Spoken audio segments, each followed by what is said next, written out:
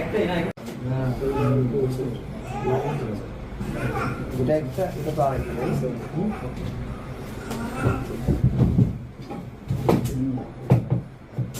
10,000 লিখছে কেউ?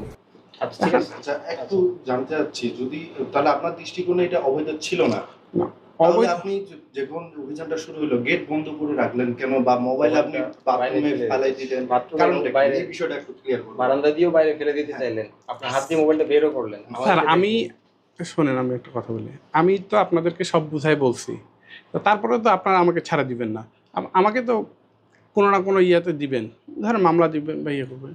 তো এইখান থেকে বাঁচার জন্যই আমি ইয়ে করছি, আদারওয়াইজ কিছু না, বুঝছেন। আচ্ছা আপনার কাছে কি মনে হচ্ছে যে এটা অপরাধ, এই কারণে আপনি এই পানিতে মোবাইলগুলো পানিতে এবং বাইরে জানলার বাইরে ফেলে দিতে চাইছিলেন? স্যার এটা